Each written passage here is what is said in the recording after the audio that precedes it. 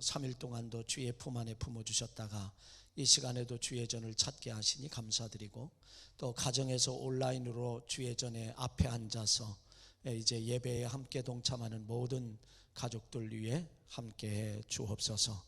이 시간도 성령님께서 함께 하실 것을 믿고, 또 주의 도우심과 은혜하심 속에 함께해 주셔서 성령으로 임재하여 주시고 만나 주셔서 하나님의 생명의 말씀이 들려지게 하옵소서. 하나님의 말씀이 들려지게 하옵소서. 레마의 음성으로 들려지게 하옵소서. 그럴 때 믿음은 들음에서 나며 들음은 그리스도의 말씀에서 나느니라고 말씀하신 것처럼 우리가 믿음으로 이 말씀을 들을 때에 들려지는 은혜로 축복하옵소서. 우리 주 예수 그리스도의 이름으로 간절히 축복하며 기도하옵나이다. 아멘. 오늘 저와 여러분에게 주시는 살아계신 하나님의 생명의 말씀을 보도록 하시겠습니다. 혹시 방송을 이제 영상 온라인으로 들으시는 분들 가운데 잘 들리는지 안 들리는지 이제 써주시면, 방송실에 잠깐 문제가 있었어요. 그래서 써주시면 이제 조치를 취하도록 하겠습니다.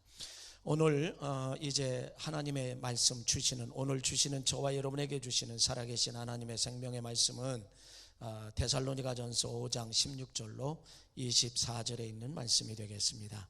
우리 한음성으로 16절부터 한음성으로 함께 봉독합니다. 항상 기뻐하라, 쉬지 말고 기도하라, 범사에 감사하라. 이것이 그리스도 예수 안에서 너희를 향하신 하나님의 뜻이니라. 성령을 소멸하지 말며 예언을 멸시하지 말고 범사에 헤아려 좋은 것을 취하고 악은 어떤 모양이라도 버리라. 평강의 하나님이 친히 너희를 온전히 거룩하게 하시고 또 너희의 온 영과 혼과 몸이 우리 주 예수 그리스도께 강림하실 때에 흠 없게 보존되기를 원하노라. 너희를 부르시는 이는 미쁘시니 그가 또한 이루시리라. 아멘. 오늘은 이 본문의 말씀 속에 너무 잘 알죠. 항상 기뻐하라, 쉬지 말고 기도하라, 범사에 감사하라. 이 세 가지인데 하나님의 뜻 세 가지를 이렇게 제가 하나님의 뜻 세 가지라고 하는 그런 제목을 가지고 함께 말씀을 나누려고 합니다. 오늘 본문은 하나님의 뜻, 다시 말하면 하나님의 소원을 말씀하고 있다라고 하는 거죠. 그래서 하나님의 뜻을 이루어 드리게 될 때, 하나님의 뜻을 이루어 드리게 될 때에 하나님의 소원으로 또 하나님의 소원대로 살아가면 하나님이 기뻐하시고 반드시 축복하신다라고 하는 이 사실을 저와 여러분들이 기억하게 됩니다. 하나님의 뜻은 우리가 생각해 보면 복음 전파입니다. 하나님의 첫째 되는 뜻이라고 하는 것, 하나님의 첫째 되는 소원, 한 맺힌 소원, 마음의 소원은 복음 전파입니다. 그래서 첫째도 복음 전파, 둘째도 복음 전파, 셋째도 복음 전파. 다시 말하면 잃어버린 영혼을 찾는 것, 이것이야말로 하나님의 가장 귀한 뜻이고 하나님의 가장 귀한 소원이에요. 오늘 본문에서는 항상 기뻐하라, 쉬지 말고 기도하라, 범사에 감사하라. 이 세 가지를 하나님의 뜻이고 하나님의 소원이라 했는데, 하나님을, 이것은 다 모두가 다 하나님을 기쁘시게 하는 거죠. 하나님을 기쁘시게 하는 것 가운데서 우리가 또 생각해 볼 수 있는 것은 첫 번째도 두 번째도 세 번째도 처음도 마지막도 시작도 끝도 항상 복음 전파, 다시 말하면 잃어버린 영혼을 찾는 것, 이것보다도 더 큰 소원이 하나님께는 없다. 그래서 독생성자 외아들을 이 땅에 보내셨죠. 하나님이 세상을 이처럼 사랑하사 독생자를 주셨으니 이는 저를 믿으면 멸망치 않고 영생을 얻게 하려 하심이니라. 우리에게 그렇게 말했습니다. 그러므로 우리가 잃어버린 자를 찾아서 잃어버린 자를 찾는 것, 복음 전파에서 잃어버리는 자를 찾아 구원을 한다라고 하면 이것보다 더 큰 기쁨이 하나님께는 없다라고 하는 사실을 우리는 기억하지 않을 수가 없습니다. 뿐만 아니라 하나님은 지극히 작은 자 하나에게 한 것이 곧 나에게 한 것이다. 예수님은 그렇게 말씀. 마태복음 25장 31절로 이제 40절에 있는 말씀에 가보면 그렇게 우리에게 말씀을 하셨습니다. 그래서 지극히 작은 자 한 사람에게 예수님과 같이 대하는 삶을 사는 것을 하나님은 기뻐하신다. 그러므로 우리는 복음 전파는 항상 이제 그 복음 전파, 이 구원은 하나님이 가장 기뻐하시는 것이고, 예배도 거룩한 산제사 드리는 것, 기도함으로 하나님과 교제하는 것, 기도함으로 하나님과 교통하는 것, 이것을 하나님은 기뻐하시고, 찬양 또 11조 이런 것들을 기뻐하신다. 그러면 하나님의 기뻐하시는 일을 할 때 우리에게 어떤 역사가 있느냐라고 말하면, 시편 37편 4절에 가보면 또 여호와를 기뻐하라, 저가 내 마음의 소원을 이루어 주시리라, 우리에게 그렇게 말씀합니다. 또 이 말씀을 공동번역에서 내 즐거움을 야훼께 찾아라, 야훼께 찾을 때에 우리 마음의 소원을, 우리의 즐거움을 항상 야훼께 찾고 하나님께 찾으라는 거죠. 그 다음에 표준세 번역은 기쁨은 오직 주님에게서 찾아라. 그러니까 하나님에게서 기쁨을 찾고 하나님에게서 즐거움을 찾고 오직 예수님에게서 기쁨과 즐거움을 찾으면 우리의 마음의 소원을 이루어 주신다. 그러면 예수님 안에서 기쁨을 찾는 게 뭘까요? 그건 거룩한 산제사 드리는 것이고, 찬양하는 것이고, 기도하는 것이고, 이제 우리가 봉사하는 것이고, 헌신하는 것이고, 구제하는 것이고, 남을 도와주는 것이고, 자비와 양성과 충성과 온유와 절제, 이런 것들, 사랑과 일학과 화비와 화평, 인내, 뭐 이런 것들, 성령의 9가지 열매다, 그런 얘기죠. 그래서 이런 것들을 하나님은 기뻐하신다라고 하는 거죠. 그러면 오늘 저는 3가지를 한번 생각해 봐요. 사도 바울이 데살로니가 교회 교인들에게 편지를 하면서 하나님의 3가지의 뜻에 대해서 지금 말씀하고 있는 그 사실을 좀 생각을 해보면, 첫 번째는 항상 기뻐하라는 거예요. 데살로니가 교회 교인들을 향해서 하시는 말씀, 항상 기뻐하라. 근데 우리는 이것을 항상 기뻐하라 이것만으로 읽으면 안 된단 말이죠. 항상 이 16절, 17절, 18절에 있어서 후렴구를 항상 붙여야 돼요. 항상 기뻐하라, 이는 그리스도 예수 안에서 너희를 향하신 하나님의 뜻이니라. 쉬지 말고 기도하라, 이는 그리스도 예수 안에서 너희를 향하신 하나님의 뜻이니라. 범사에 감사하라, 이는 그리스도 예수 안에서 너희를 향하신 하나님의 뜻이니라. 이는 그리스도 예수 안에서 너희를 향하신 하나님의 뜻이니라고 하는 것을 우리는 항상 뭐로요? 후렴구로 생각해야 한다는 거죠. 그래서 오늘 첫 번째로 항상 기뻐하라 라고 하는 것, 기뻐한다라고 하는 것, 여러분 늘 기뻐하며 산다는 것, 그것만큼 큰 축복도 없지요. 오늘 이 자리에 참여하신 여러분들과 그리고 가정에서 온라인으로 예배드리시는 모든 분들 위에 정말 이 기뻐할 수 있는, 항상 기뻐할 수 있는 은혜가, 희락의 영이 임하시길 주의 이름으로 간절히 축원합니다. 이건 엄청나게 귀하고 소중한 거다라고 하는 이 사실을 우리는 기억하지 않으면 안 돼요.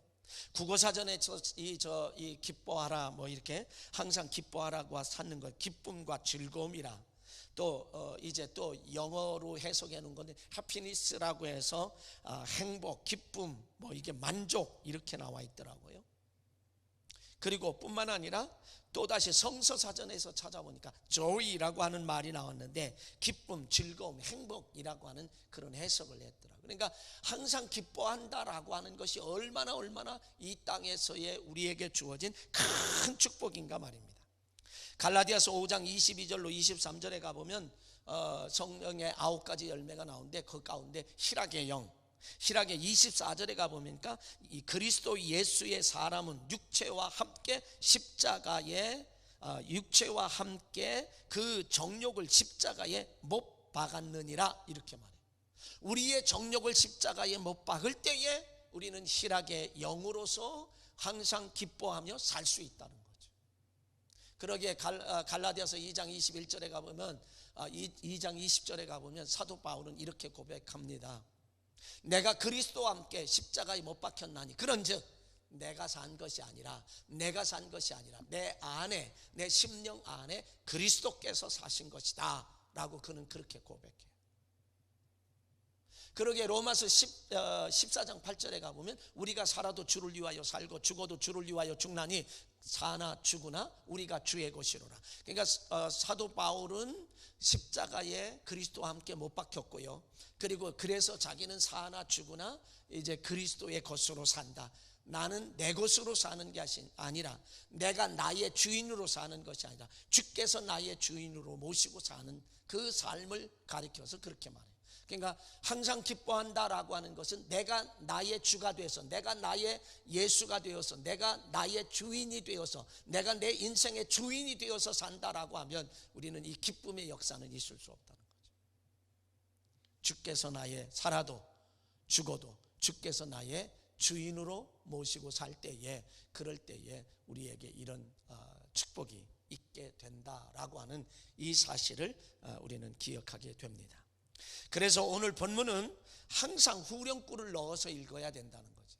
항상 기뻐하라, 항상 기뻐하라. 이것이 그리스도 예수 안에서 너희를 향하신 하나님의 뜻이니라고 읽어야 한다는 거죠. 근데 지금 데살로니가 교회 교인들의 형편을 찾아보면 기뻐할 수가 없어요. 근데 어떻게 사도 바울은 데살로니가 교회 교인들을 향하여, 오늘을 사는 이 팬데믹 시대에 살아가는 저와 여러분들, 이 대한민국 아니 세계가 다 그런 모습인데 특별히 우리나라의 이 팬데믹 속에서 살아가는 저와 여러분들은 정말 어려움 속에 살아간단 말이죠. 경제적으로도 어려움 속에 모든 행동이 제약이 되죠. 교회에 모이는 숫자도 제약이 되는 그런 어려운 시대를 살아가는데 어떻게 항상 기뻐하며 살 수 있느냐? 경제력이 점점 더 줄어들고 있고, 많은 사람들이 하는 얘기가 내년에는 더 힘들고 후년에는 더 힘들고 이렇게 이야기하는데 우리가 생각만 해도 확 질려버리잖아요. 도무지 아무리 찾아봐도 희망도 없고 소망도 없고 내일이 없는 것 같은 그런 시대를 살아가는데, 어떻게 사도 바울이 데살로니가 교회 교인들에게 말한 것처럼 항상 기뻐하라, 이것이 그리스도 예수 안에서 너희를 향하신 하나님의 뜻이다. 하나님의 뜻이니 우리는 기뻐하며 살아야 되잖아요. 근데 지금의 형편 속에서 여러분 기뻐하며 살 수 있습니까? 저와 여러분이 기뻐하며 살 수 있겠냐 말이죠. 그런데 데살로니가 교회 교인들은 지금 어떤지 아세요? 데살로니가 교회 교인들은 정말 문제 없이 평안한 삶을 살아가고 있는 것이 아니에요. 예수님을 믿는다는 그 한 가지 이유로 박해와 핍박을 받고 있는 상황입니다. 그런데 그 데살로니가 교회 교인들에게 사도 바울은 항상 기뻐하라고 외치고 있어요. 항상 기뻐하라고 외치고 있어요. 지금 예수 믿는다는 그 한 가지 이유 때문에 고통을 당하고 어려움을 당하고 있는 이 데살로니가 교회 교인들을 향하여 항상 기뻐하라, 이것이 그리스도 예수 안에서 너희를 향하신 하나님의 뜻이다, 이렇게 이야기하고 있는 겁니다. 여러분, 먹을 것이 없는데 밥 먹으면 되지 않냐고, 먹을 것이 없는데 라면이라도 끓여 먹으면 되지 않냐고, 누구는 뭐 라면 끓일 줄 몰라서 못 먹나요? 없어서 못 먹는 거 아니겠습니까? 먹을 수 있는 밥이 있어야 먹을 터인데 기뻐할 수 없는 고통 중에 살아가고 있는데 기뻐하라는 거예요. 그것도 항상 기뻐하라고 권면을 해요. 권면이라고 하는 것은 가벼운 책망, 또 위로와 격려가 포함된 경고라고 하는 그런 의미로 성서사전에서는 풀이하고 있습니다. 사도 바울이 지금 고린도 교회 교인들에게 그렇게 말해요. 하나님의 명령은 할 수 있는 상황과 조건과 여건에서 하라고 하는 일이 많지 않아요. 할 수 없는 환경, 할 수 없는 조건, 할 수 없는 여건에서 하라고 명령하시는 부분이 성경에는 참 많이 나오고 있다라고 하는 거예요. 할 수 있는 환경이고 할 수 있는 조건이고 할 수 있는 여건이라고 하면 우리 얼마든지 하죠. 누구나 할 수 있는 거예요. 근데 성경을 가만히 보면 할 수 없는 상황인데 하라고 명령하세요. 그렇게 하라고 권면하세요. 어떻게 보면 참, 용서하십시오, 이런 표현 써서 미치고 팔딱 뛸 노릇이에요. 할 수 있는 형편이 안 되는데 하라는 거예요. 할 수 있는 여건이 안 되는데 하라는 거예요. 기뻐할 수 있는 항상 기뻐할 수 있는 것이 요만큼도 없고 단 하나도 없는데 항상 기뻐하라고, 이것이 그리스도 예수 안에서 너희를 향하신, 나를 향하신 하나님의 뜻이다라고 그렇게 말씀하는 거예요. 그런데 할 수 없을 때 하는 것이 진짜입니다. 넉넉한데 하는 것, 이제 그것 할 수 있는데 하는 것 누구나 다 할 수 있다라고 하는 이 사실을 우리는 알게 됩니다. 여러분, 아브라함에게 창세기 12장에 가보면 아브라함에게 이렇게 75세에 내 본토 친척 아비집을 떠나라. 75세 됐는데 정든 땅, 정든 곳, 거기 떠나라는 거예요. 쉬운가요? 쉽지 않습니다. 그러면서 내 본토 친척 아비집을 떠나라. 그리고 창세기 22장에 가보면 내 독자 이삭을 모리아 땅에서 번제로 드려라. 다 잡아서 각을 내고, 각을 내서 내장은 내장대로 그렇게 해서 번제단에 올려놓고 불태워서 하나님 앞에 드리라는 거예요. 누구를요? 100세에 얻은 아들, 그 아들을 통해서 하늘의 별수와 같이 바닷가의 모래수와 같이 많은 자녀들을 허락해 주신다라고 말씀하셨는데, 장가도 보내기 전에, 후손이 퍼지기도 전에 인간적인 계산으로, 인간적인 생각으로 한번 해보세요. 아니, 하나님 장가도 안 보냈고 하늘의 별수, 어떻게 하늘의 별수와 같이 땅의 모래수와 같은 많은 자녀들 열국의 아비가 될 수 있겠습니까? 이거는 안 맞는 얘기, 상식적으로 생각해도 안 되고요. 그렇게 이야기할 수 있잖아요. 그럼에도 불구하고 아브라함은 아무 소리 하지 않았어요. 아침에 일찍이 사환들에게 장작을 지우고, 그리고 아들에게, 그리고 가는 거예요. 산 아래에다가 이제 사환들에게 여기 너희들은 여기 있어라. 그리고 아들에게 나무찜, 번제에 쓸 나무찜을 어깨에다 메고 등침에 쥐고, 그리고 함께 올라가는 거예요. 올라가면서 하는 말이, 내가 이 아이와 함께 가서 번제 드린 후에 우리가 내려오리라. 너희들 여기 있어라. 지금 뭐하러 가는데 같이 내려온다라고 그렇게 말해요. 아들이 올라가다가, 아버지 번제에 쓸 나무는 있는데 하나님께 드릴 어린 양은 어디에 있습니까? 어디에 있느냐 그래요. 그러니까 하나님께서 친히 준비하신다.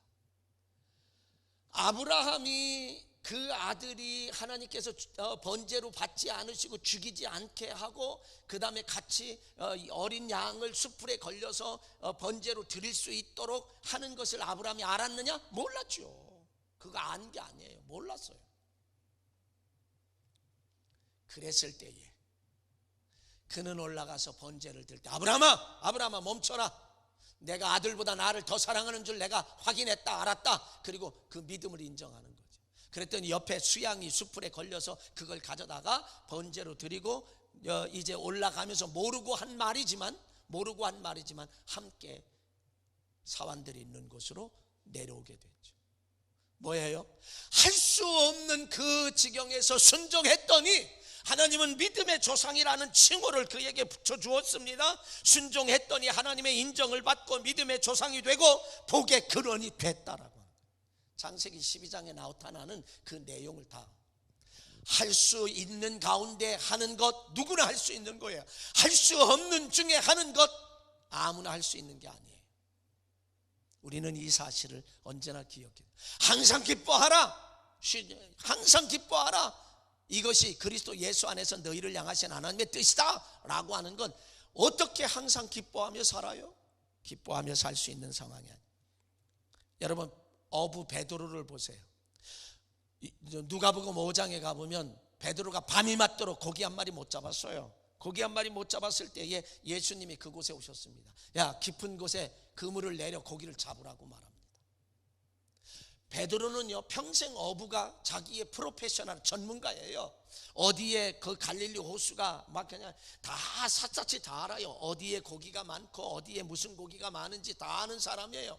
예수님은 목수일을 했어요. 30년 동안.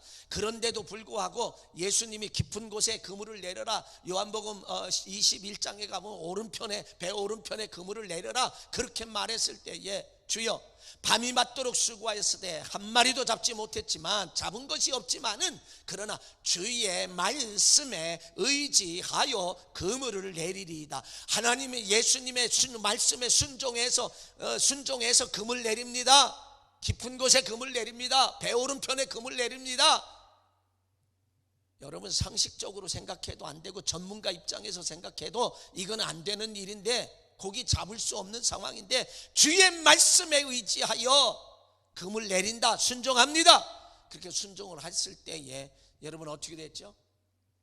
친구 배에도 막 그물이 찢어지기 직전까지 잡혀서 친구 배에도 같이 도와달라 해서 양쪽 배, 친구 배에도 만손을 이루고 자기 배에도 만손을 이루었어요. 요한복음 21장에 가보면 153마리, 153마리가 잡혔다. 그거는 153마리 별거 아닌 것 같지요? 아닙니다. 그거는 많더라고 하는 거예요. 엄청나다고 하는 거예요. 이게 어떤 역사예요? 순종할 수 없는 상황 속에서 순종했더니 하나님이 축복하셨다는 거죠. 바로 그것이 이 누가복음 5장 1절 이하의 11절까지 요한복음 21장에 나오는 그런 이야기입니다. 여러분 보세요. 여호수아서 6장에 가보면 이스라엘 백성들이 광야 생활을 40년 동안 하다 여호수아의 모세는 이제 느부산에서 끝나고, 그리고 여호수아 후계자 여호수아를 통해서 요단강을 건너서 첫 번째 하나님의 축복의 땅 가나안에 도착했어요.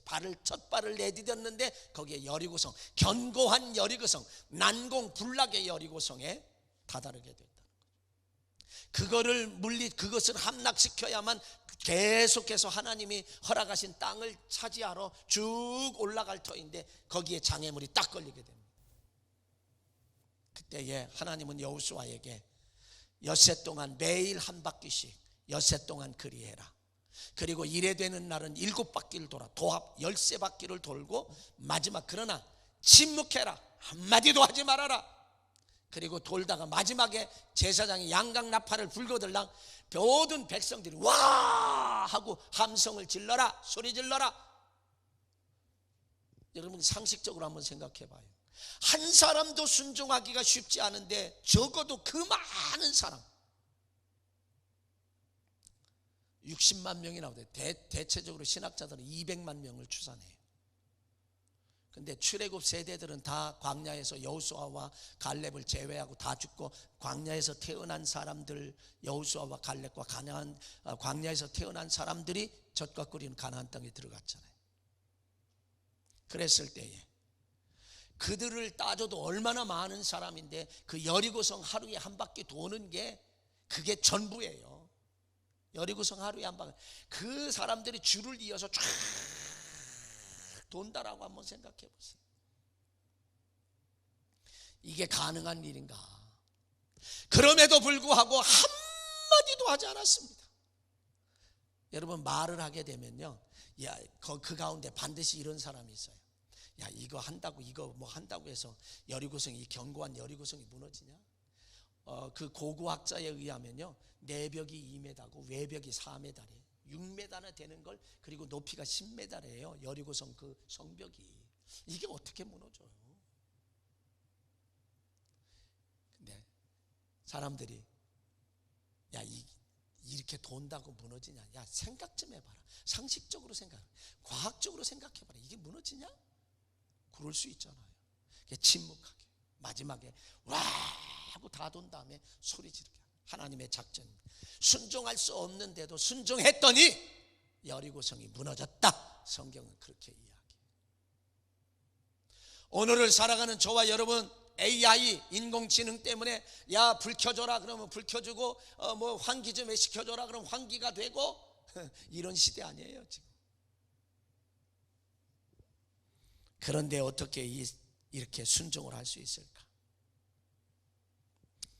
여러분, 기드온이 나라를 위해서 하나님의 부름을 받았을 때 사사기의 7장에 가보면 32,000명이 모집이 돼요. 하나님의 많다.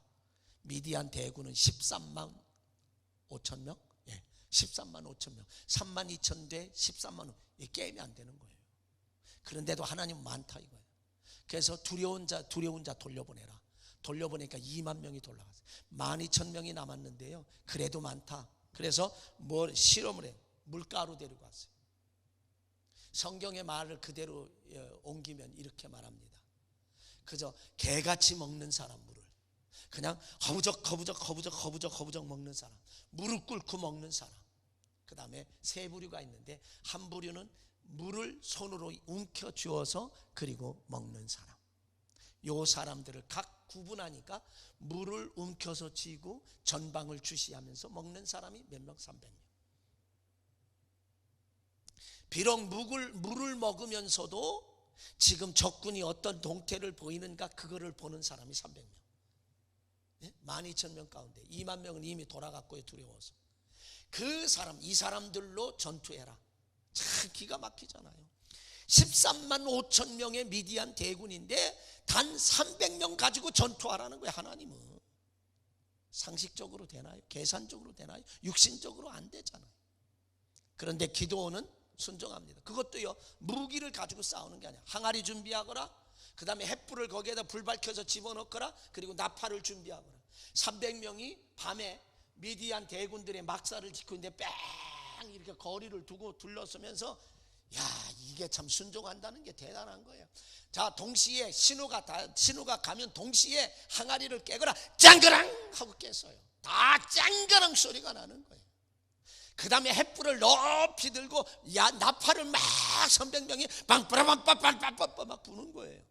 그랬더니 그 밤중에 미디안 대군 13만 5천 명이요, 이게 애국 군대를 혹시 이스라엘에서 요청을 해서 군대가 왔나 보다 그리고 잠자다가 벌떡 일어나. 잠결에요, 정신 못 차렸어요. 잠결에 그냥 왔다 갔다 자기들이 적군이 쳐들어온 줄 알고 자기들끼리 그냥 어두우니까 치고받고 다 죽였어요. 이스라엘 백성들은 손 하나 까딱하지 않고 그들을 섬멸하고 이기고 승리한 줄로 믿습니다. 이게 하나님의 방법이고 이게 하나님의 역사예요. 이거 오늘의 시대에도 이런 역사는 나타난단 말입니다. 그런데 우리는 어떻게 해요? 생각만 해요. 내 생각에는 안 되는 것, 내 상식적으로는 안 되는 것, 과학적으로는 안 되는 것, 이런 것만 생각한다. 여러분, 사도행전적 역사 오늘의 이 시대에도 일어나잖아요. 오늘의 이 시대에도 일어나잖아요. 안 믿으면 안 일어나요. 하나님이 역사하지 않습니다. 강단에서 목사가 그것을 허용하지 않으면 절대 일어나지 않아요. 우리 교회가 그렇게 큰 교회는 아니지만 아이들 중고등부 청년들이 학교에 가면 다 각 교회 아이들이 모이잖아요. 야, 우리 교회에서 이런 일이 있었어. 우리 교회에서 이런 일. 야, 너희 교회는 뭐 그렇게 크지도 않은 교회가, 우리는 엄청나게 큰데도 그런 역사가 일어나는 걸 못 봤는데 너희 교회는 야, 그런 역사도 일어나냐? 이 소리 들었어요. 믿으면 역사예요. 믿으면 성경에 나타나는 이 사도행전적 역사, 성령의 역사도 오늘날 이 시대에도 21세기 최첨단 과학의 시대, AI 시대, 인공지능 시대에도 일어난단 말입니다. 과연 우리가 이런 순종할 수 있는 믿음이 나에게 있는가? 여러분, 이런 순종할 수 있는 믿음이 나에게 있는가라고 하는 이 사실을 한번 생각해 봐야 한다는 거죠. 항상 언제나 늘 기뻐하라고 하는 말씀에 순종하면 기뻐하는 삶을 살아야 한다고 권면이 아니에요. 이건 명령이에요, 명령. 여러분, 순종은 쉽지 않습니다. 순종은 쉽지 않아요. 지금 항상 기뻐하라, 이것이 그리스도 예수 안에서 너희를 향하신 하나님의 뜻이다라고 하는 것, 이거 쉬운 일이 아니에요. 항상 기뻐한다는 거 쉬운 일이 아니에요. 한번 따라 봅시다. 순종은 쉽지 않습니다. 그러나 돈 드는 것은 아닙니다. 여러분, 돈 드는 것 아닌데 왜 못해? 돈 드는 거 아닌데 할 수 있잖아요. 항상 기뻐하라, 이것이 그리스도 예수 안에서 너희를 향하신 하나님의 뜻이다. 하나님의 뜻을 행하는 일에 돈 드는 것 아닌데 항상 기뻐하는 것, 항상 실하게 영으로 임하여 기뻐하는 것, 이런 삶을 왜 못하느냐 말이죠. 억울해도 기뻐하고 손해봐도 즐거워해야 한다는 것입니다. 다시 말하면 진정한 그리스도인은 쓸개를 빼놓고 살아야 한단 말이죠. 이래도 흥 저래도 흥, 이래도 오케이 저래도 오케이. 여러분, 저는 쓸개 빼놓고 살아요. 육체적으로도 쓸개 떼내버렸어요. 그래서 쓸개 빠진 사람이에요. 할 말이 없어서 못하는 게 아닙니다. 사랑하기 때문에 하지 않는 거예요. 사랑하기 때문에 참는 것이고, 사랑하기 때문에 할 말이 있어도 그것이 상처가 되면 안 되니 말하지 않는 거예요. 근데 때로는 말을 하지 않으면 목사가 바본 줄 알아요. 자존심 좀 상하면 어때요? 무시 좀 당하면 어때요? 특히 가족들에게 무시당하면 좀 어때요? 자존심 좀 상하면 어때요? 예? 그냥 그 자존심 때문에 가족끼리도 부부간에도 자존심 때문에 사느니 못 사느니 하지 말고 항상 기뻐하며 행복을 만들어 가야 한다 이거죠. 그러기 위해서는 항상 기뻐하라. 이것이 그리스도 예수 안에서 너희를 향하신 하나님의 뜻이다라고 그렇게 말하는 거예요. 바울은 좋은 환경에서만 이렇게 권면하고 명령하는 것이 아닙니다. 자기 자신도 좋은 환경에서 이렇게 명령하고 이렇게 권면하는 게 아니에요. 빌립보서 4장 4절에 가보면 6절로 가보면 이렇게 말한다. 주 안에서 항상 기뻐하라. 내가 다시 말하노니 기뻐하라. 너희의 관용을 모든 사람에게 알게 하라. 주께서 가까우시니라. 아무것도 염려하지 말고 다만 모든 일에 기도와 간구로 너희의 구할 것을 감사함으로 하나님께 아뢰라. 사도 바울은요 지금 어느 상황에 있는지 아세요? 빌립보서 4장 4절로 6절까지에 있는 이 말씀이 어느 상황에 있는지 아세요? 빌립보 감옥 안에서 빌립보 밖에 있는 감옥 밖에 있는 빌립보 교회 교인들에게 이렇게 말하는 거예요. 권면하고 명령하는 거예요. 항상 기뻐하라고 명령하는 거예요. 내가 다시 말하는데 기뻐하라는 거예요. 데살로니가 교회 교인들이 어려움, 예수 믿는 것 때문에 핍박을 받고 박해를 받는 그 어려움 속에서도 항상 기뻐하라. 이것이 그리스도 예수 안에서 너희를 향하신 하나님의 뜻이다라고 말씀한, 그렇게 권면한 그것뿐만이 아니라 자기 자신도 빌립보서 4장 4절로 6절에 있는 말씀에서 보면 자기 자신도 감옥에 갇혀 있으면서 감옥에 갇힌 사람이 어떻게 기뻐할 수 있어요? 그런데 그는 기뻐하면서 내가 다시 말하는데 한 주 안에서 항상 기뻐하라. 내가 다시 말하노니 기뻐하라. 관용도 베풀으라고 말합니다. 주께서 가깝다고요. 아무 염려하지 말라고요. 다만 모든 일에 기도와 간구로 너희의 구할 것을 감사함으로 아뢰라고 말해요. 항상 기뻐하면 우리의 마음과 생각을 지켜주시는 축복이 있어요. 엄청난 축복입니다. 여러분, 내 마음과 생각을 지켜주는 거, 지킨다라고 하는 건 무진장한 큰 축복이에요. 왜 그런지 아세요? 잠언 4장 23절에 가보면 무릇 지킬 만한 것보다 더욱 내 마음을 지키라. 생명의 근원이 이에서 남이니라.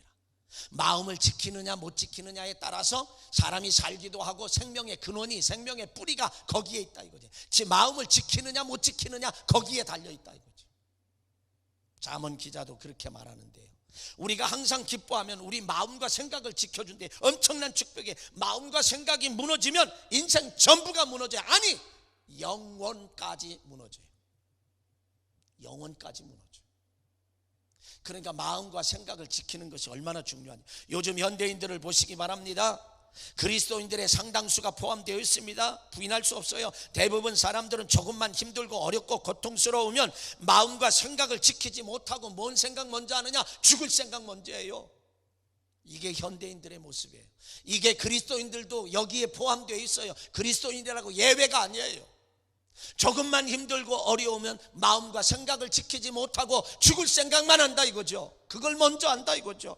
그러기에 빌립보서 4장 7절에 그리하면 모든 지각에 항상 기뻐하게 되면 모든 지각에 뛰어난 하나님의 평강이 그리스도 예수 안에서 너희의 마음과 생각을 지키시리라. 아멘. 기뻐하는 사람들에게, 기뻐하는 사람들, 주 안에서 항상 기뻐하는 사람들에게 마음과 생각을 지켜주시는 축복이 엄청난 축복. 사랑하는 주 안의 가족 여러분, 여러분 마음과 생각을 지키는 축복 받으시길 주의 이름으로 간절히 축원합니다. 아무리 힘들고 어려워도 하나님이 나와 함께 하시고 주님이 나와 함께 하시고 성령님이 나와 함께 하시기 때문에 이건 잠시 잠깐의 고통이다. 현재의 고난은 장차 나타날 우리의 영광과 좋게 비교할 수 없다고 사도 바울은 로마서 8장에서 그렇게 우리에게 말씀을 하고 있습니다.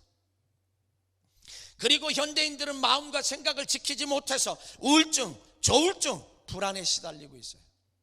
예수 그리스도를 믿으면서 그리스도인이라고 말하는 저와 여러분들은 지금 이런 것은 없는지 한번 돌이켜 봐야 한다는 거죠. 그러면 어떻게 핍박과 박해를 받으면서 항상 기뻐할 수 있나요? 예? 핍박과 박해를 받으면서 항상 기뻐할 수 있습니까? 이 세상에 그 무엇으로도 안 돼요. 이 세상에 그 무엇으로도 우리는 항상 기뻐할 수가 없어요. 지식으로도 안 됩니다. 학식으로도 안 돼요. 학박사가 되어도 안 돼요. 인격으로도 안 돼요. 돈 많은 부자로도 안 돼요. 권력으로도 안 돼요. 다만 하나님의 은혜, 원어는 카리스, 하나님의 은혜로 가능하다는 거예요. 항상 기뻐할 수 있는 것, 그래서 마음과 생각을 지킬 수 있는 것은 이 세상의 그 무엇으로도 안 되는데 다만 하나님의 은혜로 되는 줄로 믿습니다.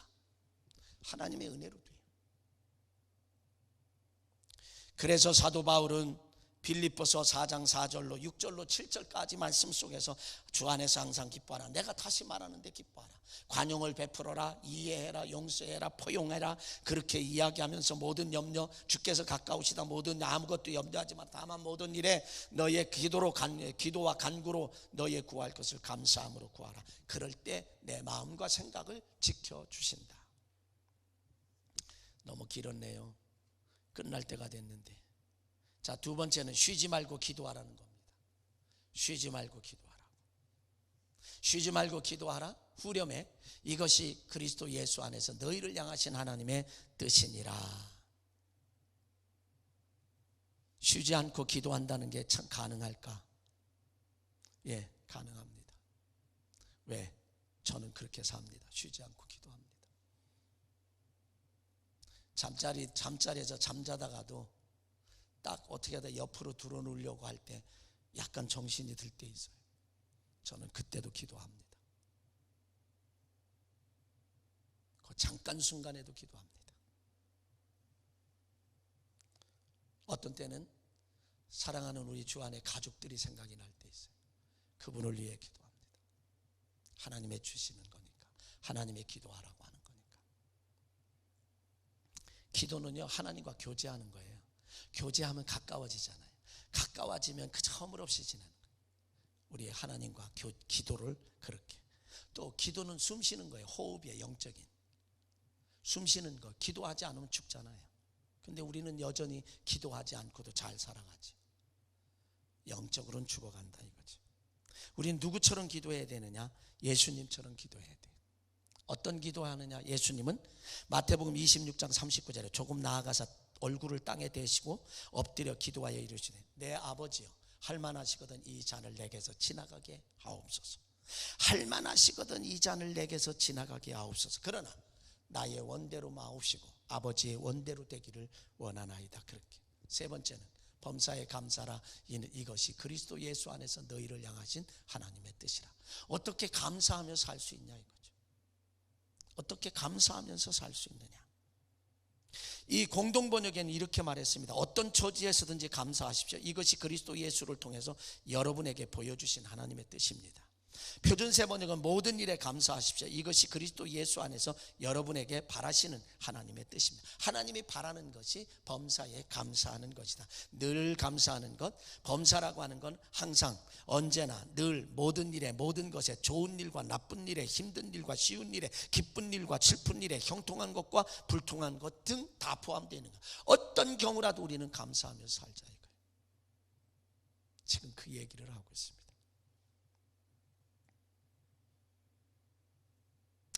오늘 모두가 어려운 시대를 살아갑니다.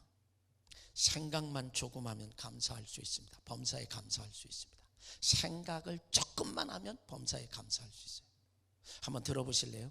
직장에 출근할 수 있으니 감사하고, 사업장에 나갈 수 있으니 감사하고, 일할 것이 있으니 감사하고, 일감을 주셨으니 감사하고, 먹을 수 있는 음식이 있으니 감사하고, 그것을 먹을 수 있는 힘이 있으니 감사하고, 먹은 것을 소화 잘 시킬 수 있으니 감사하고, 또 소화 잘 시킨 것을 배설할 수 있으니 감사하고, 또 잠잘 집이 있으니 감사하고, 머리만 닿으면 잠을 깊이 잘 수 있으니 감사하고, 이 모든 것들 생각해 보세요. 이게 대단한 것들인가요? 아니야. 지극히 사소하고 지극히 평범한 일들이야. 누구나 다 가질 수 있는 일들인데 이것이 범사에 감사할 수 있는 조건들이 다 된다 이거지. 여러분, 이런 것에 대해서 감사해 봤어요? 물을 마실 수 있으니 감사하고, 그 물을 시원하게 마실 수 있으니 감사하고, 먹을 수 있으니 감사하고. 이게 지극히 평범한 것들이지만 얼마나 감사한 일이냐 말이죠. 이런 것들에 대해서 감사해 보셨나요? 데살로니가 교회 교인들에게 권면하고 명령하는 것은 쉬운 것이 아니라도 불가능한 것도 아닙니다. 항상 기뻐하는 것도, 쉬지 말고 기도하는 것도, 범사에 감사하는 것도, 이게 쉬운 일은 아니지만 불가능한 것도 아닙니다. 하나님의 도우심을 구하고 마음만 먹으면, 생각만 조금 바꾸면 충분히 가능한 것들입니다. 항상 기뻐하고 쉬지 말고 기도하고 범사에 감사하는 삶을 살면, 오늘 19절부터 제가 표준 세번역으로 읽어드립니다. 19절에 보면 성령의 불을 끄지 마십시오. 예언을 멸시하지 마십시오. 모든 것을 분간하고 좋은 것을 굳게 잡으십시오. 여러 가지 모양의 악을 멀리하십시오. 악을 멀리하십시오.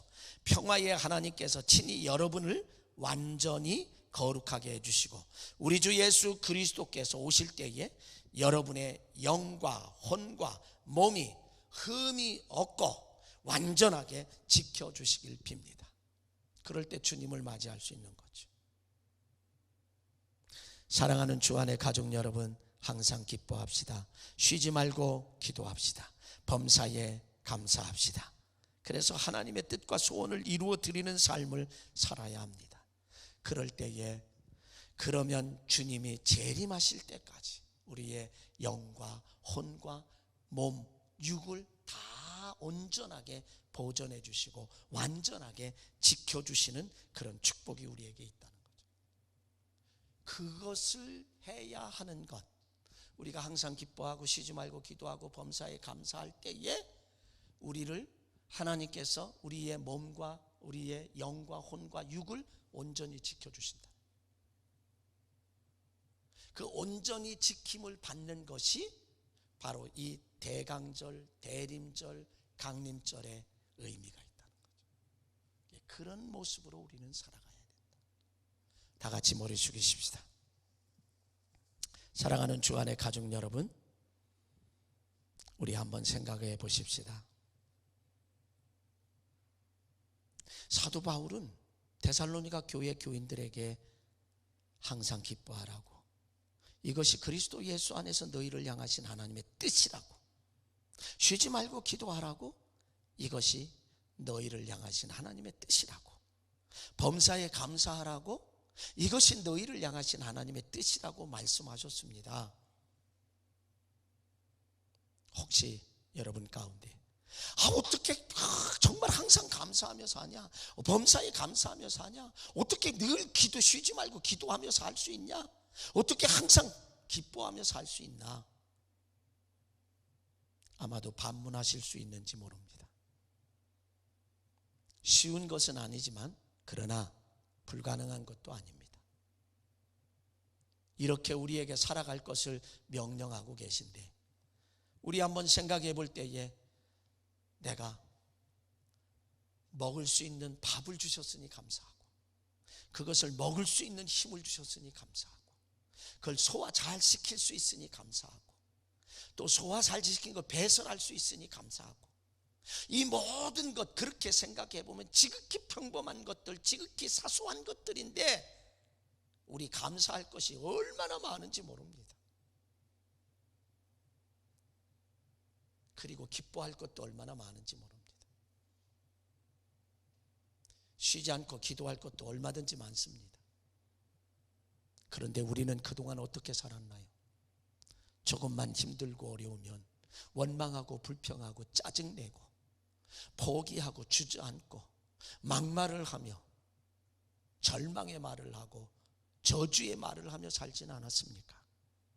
지금 하나님께서는 사도 바울을 통해서 저와 여러분에게 항상 기뻐하라고 말합니다. 그리고 희락의 영을 우리에게 쏟아 부어 주십니다.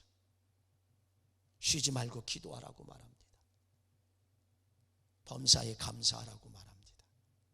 오늘 이 시간 이 자리에 나와 계신 여러분, 또 온라인으로 방송으로 예배드리신 여러분들, 이 사실을 한번 생각하면서 우리 한번 깊이 묵상하고 한번 부르짖어 보십시다. 지금 하나님이 나에게 무엇을 원하시는지 한번 부르짖어 보십시다. 이 시간에 어떤 심령들은 그래, 내가 지금까지는 짜증내고 불평하고 원망하며 조그만한 일에도 이렇게 살았는데 아니지, 항상 기뻐하며 살아야 되겠구나, 좀 바꿔야 되겠구나, 그래 쉬지 말고 기도하며 살자, 그래